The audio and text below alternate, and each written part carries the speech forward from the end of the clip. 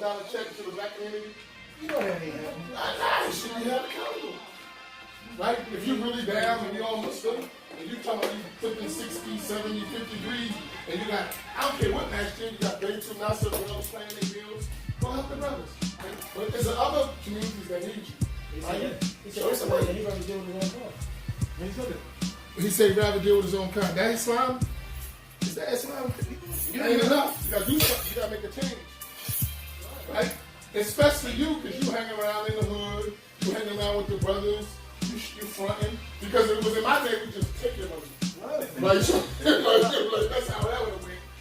At the end of the day, you finish giving yourself all these accolades, and you're the man, and what you doing for the people? Right? What are you doing for the people? How are you changing the condition? Right. And can't everybody do everything? So everybody gotta have a part. What's your part? Come on, say, I don't like CJ. Why? I don't know, I just don't like him. For what? Nobody like him. For what? Why you don't like him? And he's too forefront. Okay, don't we need some people that are gonna speak up? Everybody got a clue. Right, don't we need some people who call spade a spade?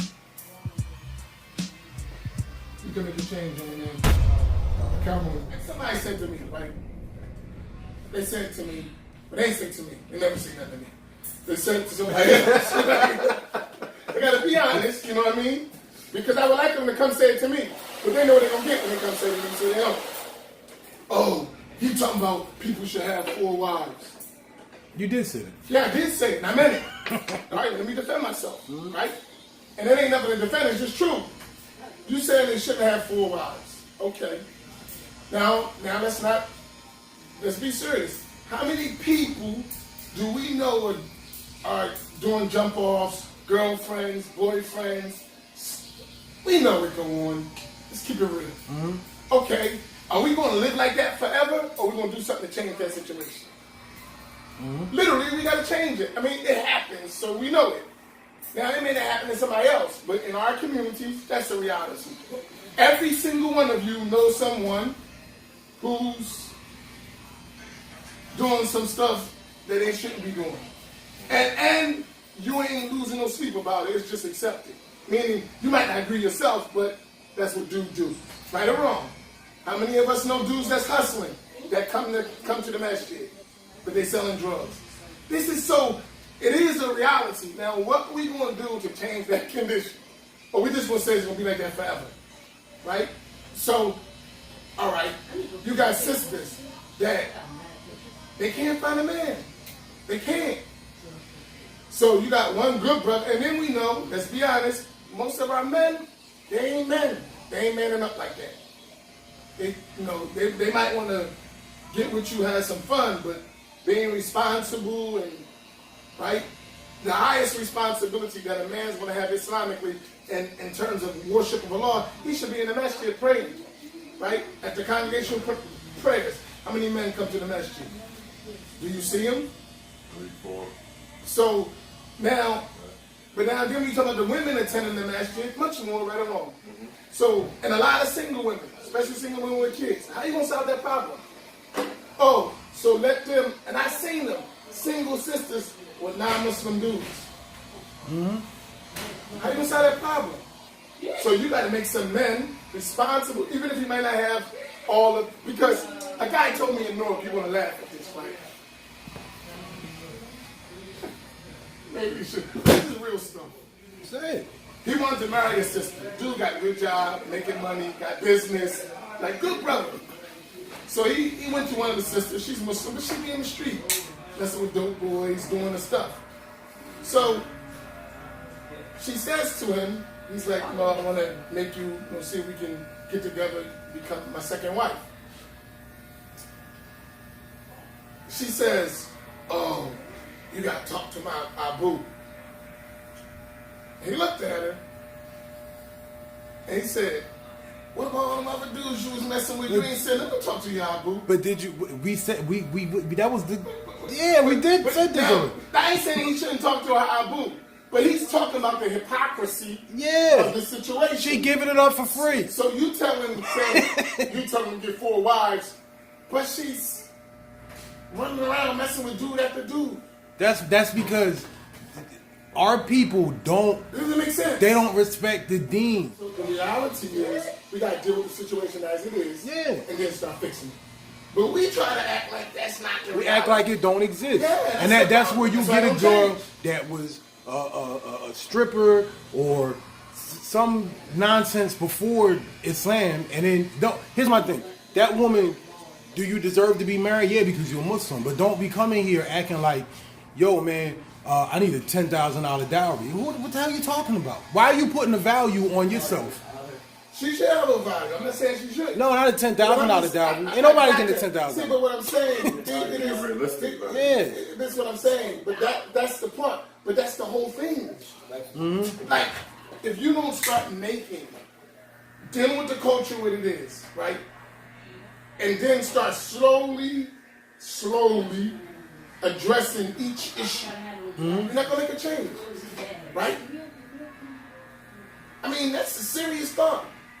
But what happens is only real men and women can do that. Yeah. Like, you got to be able to say to yourself, I know I'm messed up, and I don't want my kids to be messed up, right?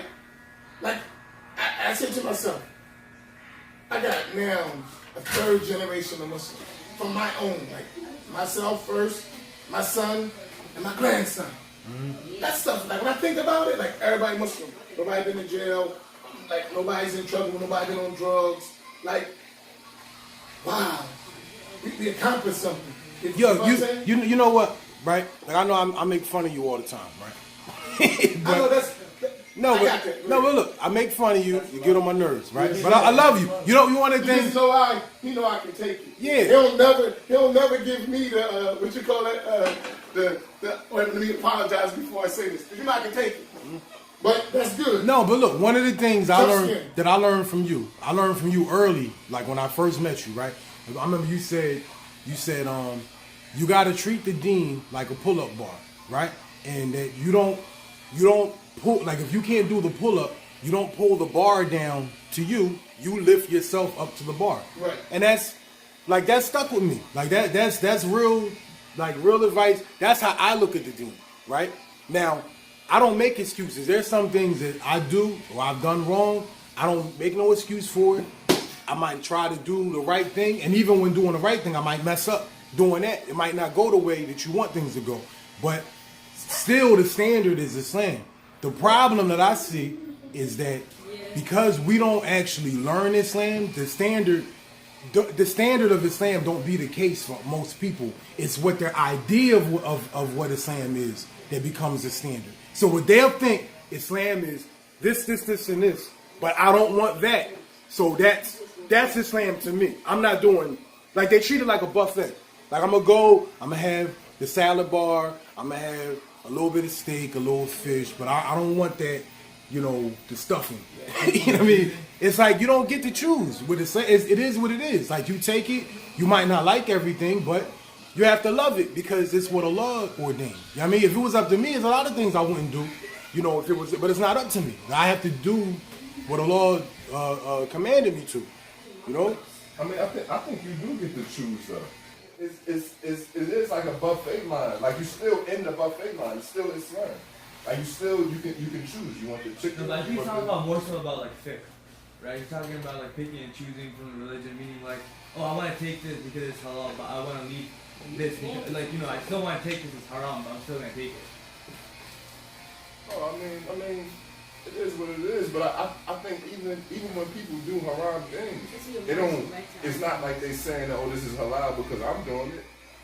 Like it's still haram. They still have that understanding. Like it's still what it is. See, like I give you an example, right? I don't get into people halal, haram, like because that ain't the issue. That's like a secondary thought. Like our culture that we came up is haram. So we starting off. Usually people start off on the basis of halal. Yeah. We start off on the basis of haram. Like when we come into the world, we're brought. I'm talking about us in our environments. We're brought into a bunch of haram. Right? We come into that. We don't come into a family of prayer, the masjid being in a nice way, school. Everybody come in all that. They come in to struggle from the door. Am I right or wrong? Right. So now you got to teach this person the rules and then raise the people up. That's the stage we at. So all the ills that affect the regular society in our communities affect us as Muslims. It's the same stuff. Because you said your shahada, and you put on your kimar, you put on your, your thobe, and you look like you look the part, you still got the same issues that the dude on the block got. Same issues. So real. And when you go in the masjid, you got the same issues. So what I'm saying is, you got two dynamics you're working with. One, you need to learn the deen, and now you need to learn the deen and use that knowledge of the deen to address your situation. That's the part that Right? You got both. They're not doing that part, or not even they're not doing it. That's the part that everybody struggle with, because it's like you're the one that has to impose these rules on yourself. You don't have nobody else to back it up, and that only comes with taqwa. You know what I'm saying? And if you here's the thing: if you picked a deen buffet style that did not include tasawwuf, how you going to get there? that's my point. And then you got the understanding of this. The way deen is learned and acquired, it don't exist in our environment, and people are not sincere enough to learn it where it is partially existing. Like, because we don't got no scholars, right? We don't. There are no scholars walking around here. And I'm talking about in our city. I'm not a scholar. See, the fact that you said that is my point. No, I know what I mean. Because people think that. Like, oh, Nobody thinks you a scholar. you don't. Yeah, I'm joking. But that's what I'm saying. And that's true. Right? That's true. But guess what? You know why people would make that mistake? Because they don't know what a scholar is. There's no concept of Islamic scholarship among them. Right? There's no concept. So therefore, you asking somebody to do something that they don't even have the ability to do. So first, we got to raise the level. Like, somebody think, guy graduated from the University of Medina. He's a beginner. When he graduated, God didn't think he's a beginner. He has the ability to begin to read the books of the scholars. To begin to read the books of the scholars. We ain't talking about scholarship. You ain't even a common practice in Muslim at that level. When we talking about knowledge-wise. But he'll come here, what is his name going to be? Sheikh, so-and-so. You can't even read right.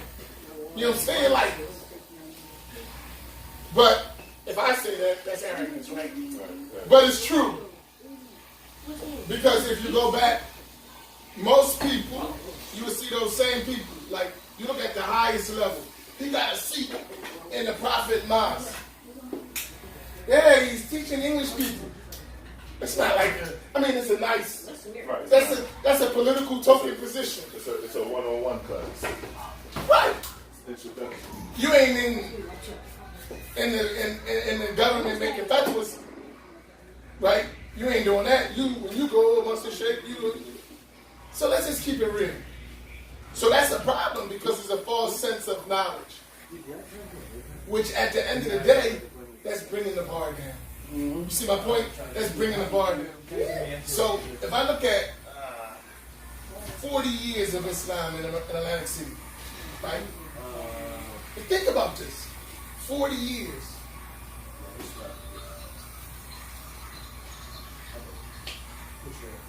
Name 5 African Americans in Atlantic City that are people of knowledge that's been Muslim for 35 years. Okay, so I know see y'all young, but I'm saying think about it. So look at my age group. You know the peers. You know my peers are older. How many of them you respect of people of knowledge? Give me 5. You got wrong with CJ? It gets rough. CJ, give me 5. Okay, let's just. My peers are older. Your peers are older. Give me 5, you consider people of knowledge. And I ain't talking about scholars, just people of knowledge, you can take your dean from them. And whether they Salafi, I don't care what they are, it don't make a difference. Around here. 5, and then I So we got you, Sheikh Omar. Sheikh Umar's not from us. Oh, you mean from African American? African American. Talentedmrcj. Okay, Talentedmrcj, if you want to pick.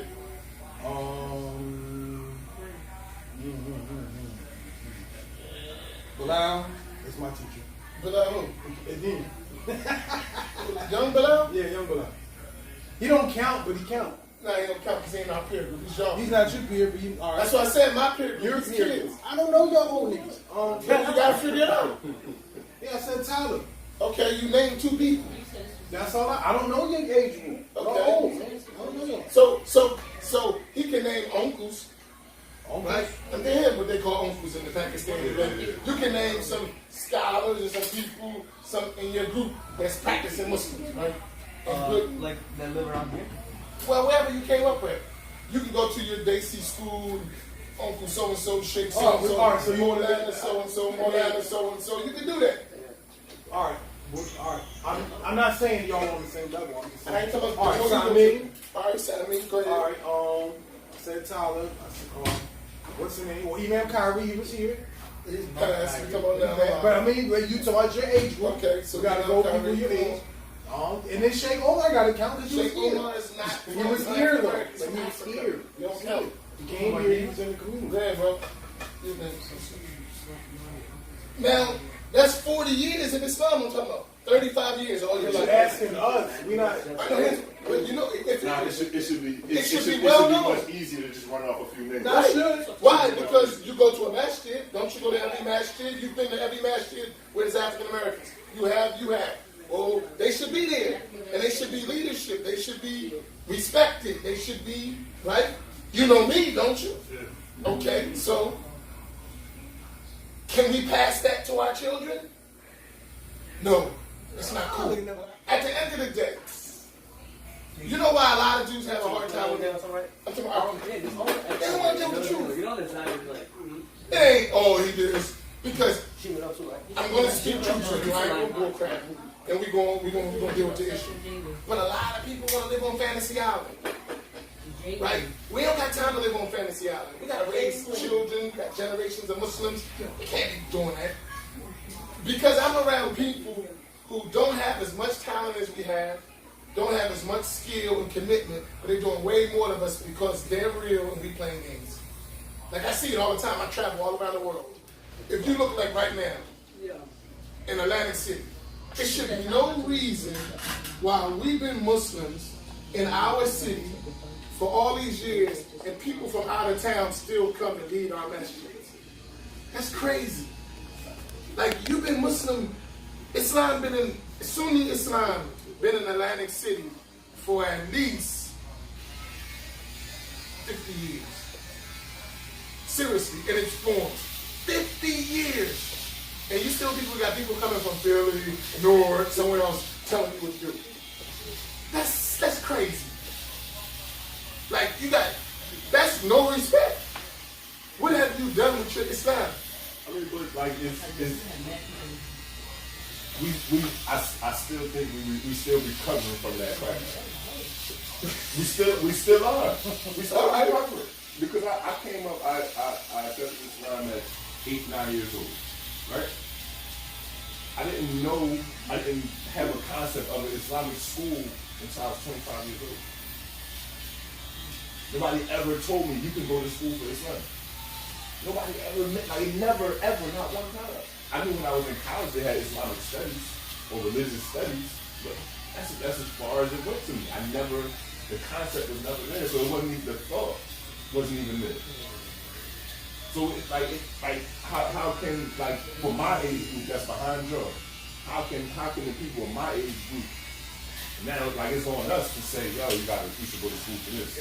You should try to do this, you should try to do that. We gotta add some value.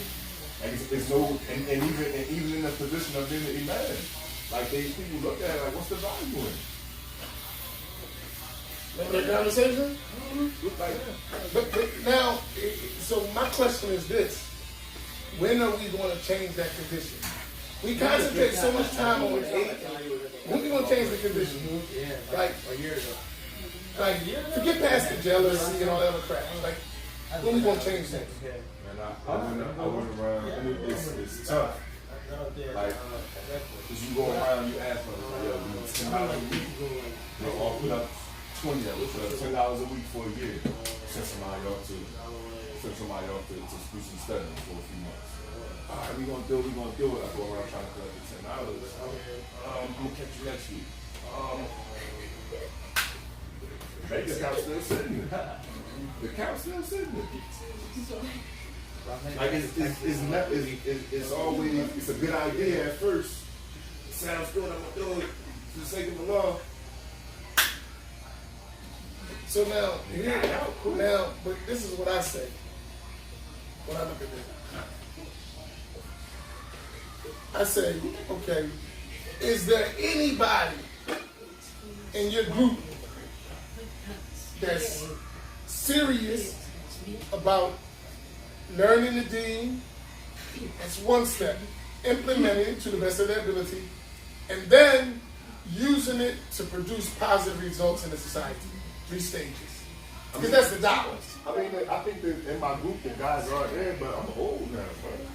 I'm 35. I'm not old. So you don't even count no more, right? I'm old. It's like, I'm not saying I'm like, I know what you're saying, but like, I'm not 19. Like, these are the guys that should be getting 16, 17, 18, 19 years old, so they can get in a position they can be there for a little while, get some experience, and then pass it on. My group is old. Who's the learning people in your group? I mean, I got Abdus. Who's Abdus? Abdus Salah. Like more mind. I mean, I'm just saying, these are the people I'm around. Who's he? Oh, dang, that bad. With it. Man, that was back in the day. He's younger than me. Where is he at? He's here. What do you do? He's working. With Dean, knowledge, teaching, education. I mean, he did a little bit of what he can. Where? He went over to Egypt and studied for a few years. Where's I don't know. I don't know. Right. Like, you understand my point? Because see, when I look at he's there and he gives. I ain't gonna him because I ain't But speaking. he's quick to tell you like I don't know nothing. Right. And Haroon be quick to tell you he don't know nothing either. My point is, so when are you gonna get to a point? I mean, let's keep it real. Like when are we gonna get to a point where we actually got some people who know some stuff, and we're confident in their knowledge? But see, here's the point. It's not a win. It's like it's not a when we gonna get there, but what we gonna do to get there. Right. But what I'm saying, and so when we come to that bar, because everybody be talking, we look if that's the height of our stuff, we in trouble. I mean, but they teaching their kids. But I'm not denying the work of individuals. Don't get me wrong. We talking about the bar. Okay. If that's the height of where we're going, we in trouble. I think that's just where we are. Look, I got where we are. I know where we're going. Do you understand my point? I don't think that's the height of where we are. All right, so where's the height? What do we look at? What's the height? Like, what you call son is a hafiz right now at this point.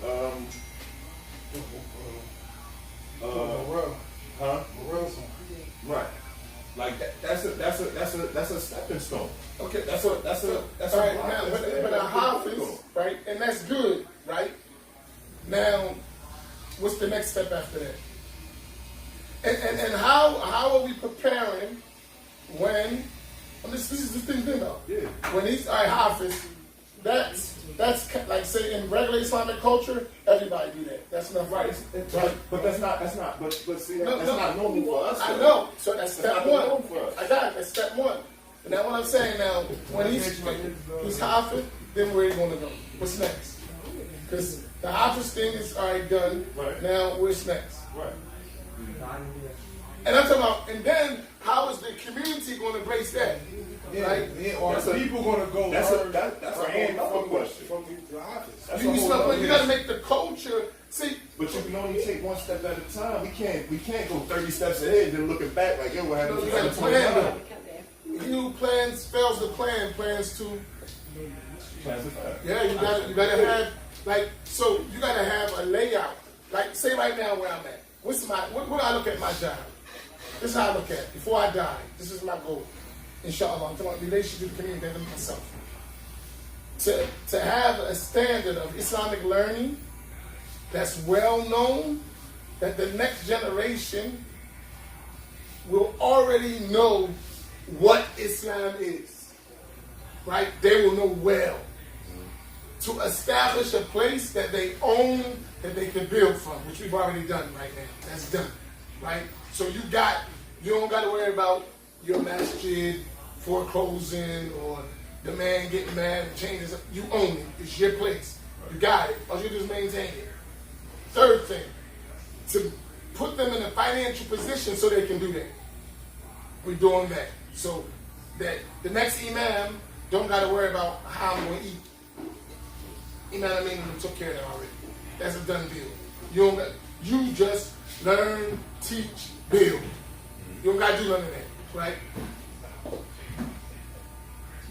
In the society, set up links with different elements in the society so that you can interact, so you ain't in a vacuum, so that you have political allies, financial allies, educational allies, people in the medical field, because you need jobs, you need this education, you need all that.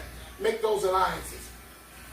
At my job, at my stage right now, I probably won't live to see all that implemented in terms of it's a reality, but I'm laying the foundation for that, right? So when I look at the other places, I say, you see my point, that's a plan. Now it may go faster and we can do more, but that's the plan for ground level, right?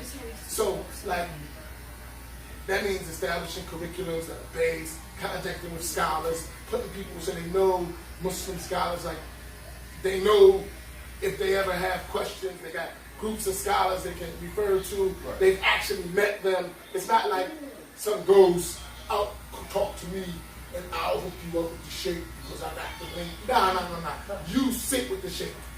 The sheikh is in your masjid. He comes visit you. You get to interact. You need that. Do you understand my point? So you need that kind of movement. That's what I'm saying we need to do. That's a part of what we need to do in our community. How many people have seen the things you said in our community? I'm talking about going elsewhere and seeing the way things are supposed to work. That's what it takes. I look at it like okay, I can refer back to basketball. Right. I went off to college. I didn't think I could play. Went off to college and I found out that I could play. I was okay. And I learned some things. I learned some things about how to get scholarships, what positions you got to be. There's certain skills that they're looking for. So now I'm coming back and I'm teaching 5th to 8th graders. So now I can put all these things in play. We're gonna get you a tutor. We're gonna make sure you got this. We're gonna make sure you got that. So when it's time to get recruited, that you want to have. Somebody else that's coaching that didn't see what I seen. They just teaching you right hand, left hand layout. That's all because that's all they know. And that's a good thing that they teach you how to finish with both hands. But that's all that they know. So it's like I can't look at them like, man, that's all you doing? You gotta do more. But you can if you got more. Right. But for me, like this is the way I look at it. What I'm doing now is I'm putting my program in place. This is what we're doing, this is how we're going to make it work, this is how it is. We're getting the commitments from the parents, this is the blueprint of how it's done. Once I see how it goes for a year, if it goes well, hey, you should do this over here. But now here's my thing. You got those skills, right? Mm-hmm. And I'm quite sure there are like-minded people that want to join with your skills, right? That you can build that to make it into a faster growing movement. Without losing control, because if you get too fast, you can lose control. Right? So with that other coach, you can, from your program and from your reach, you can raise the standard. People in our community will say, oh, you think you know everything. right? But you have that responsibility, And to be honest, that's why I'm doing it. right? Like, and I said this, it's the same situation with you. Right. And it's sad, but this is Atlantic City. This is Atlantic City. They gotta see it working first. Nobody wants to come in on the ground floor. I agree. Nobody. They gotta see it working and private. Then they can say, "Oh, I wear a pure blend." Like, it's just the way it is.